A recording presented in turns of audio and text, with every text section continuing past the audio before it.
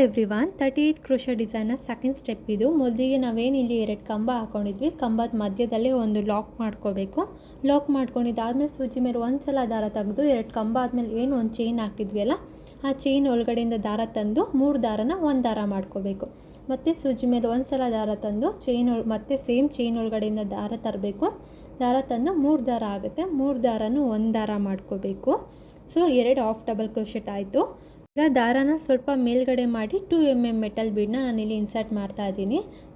Metal bead insert ಆದಮೇಲೆ ಹಾಗೆ 2 ಕಂಬ ಆದಮೇಲೆ ಏನು ಒಂದು ಚೈನ್ ಇತ್ತಲ್ಲ, ಸೇಮ್ ಆ ಚೈನ್ ಒಳಗಡೆಯಿಂದ ದಾರ ಹಾಕಿ 3 ದಾರ ಆಗುತ್ತೆ, 3 ದಾರನೂ ಒಂದು ದಾರ ಮಾಡ್ಕೋಬೇಕು. ಹಾಗೆ ಸೂಜಿ ಮೇಲೆ ಒಂದು ಸಲ ದಾರ ತಂದು ಚೈನ್ ಒಳಗಡೆಯಿಂದ ದಾರ ತರಬೇಕು. ದಾರ ತಂದು 3 ದಾರನ ಒಂದು ದಾರ ಮಾಡ್ಕೋಬೇಕು. So 2 half double crochet, 1 metal bead ಮತ್ತು 2 ಹಾಫ್ ಡಬಲ್ ಕ್ರೋಶೆಟ್.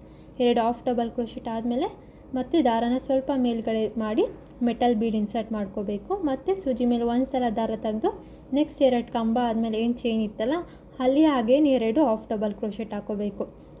ಈ ಸ್ಟೆಪ್ ಪೂರ್ತಿ ಕಂಬದ ಮೇಲ್ಗಡೆ ಒಂದು ಮೆಟಲ್ ಬೀಡ್ ಬರಬೇಕು ಆ್ಯಂಡ್ ಒಂದು ಚೈನ್ ಏನಿರುತ್ತೆ ಅಲ್ಲಿಗೆ 2 ಹಾಫ್ ಡಬಲ್ ಕ್ರೋಶೆಟ್ ಬರಬೇಕು. ಫ್ರೆಂಡ್ಸ್, ನಿಮಗೆ ಈ ಡಿಸೈನ್ನ ಫುಲ್ ವೀಡಿಯೋ ಬೇಕು ಅಂದರೆ ನನ್ನ ಯೂಟ್ಯೂಬ್ ಚಾನಲ್ನ ಸಬ್ಸ್ಕ್ರೈಬ್ ಮಾಡ್ಕೊಳ್ಳಿ, ಅಲ್ಲಿ ನಿಮ್ಗೆ ಸಿಗುತ್ತೆ. ಹಾಗೆ ನನ್ನ ಇನ್ಸ್ಟಾ ಪೇಜ್ನ ಫಾಲೋ ಮಾಡೋಣ ಮರಿಬೇಡಿ. Thank you, thanks for watching.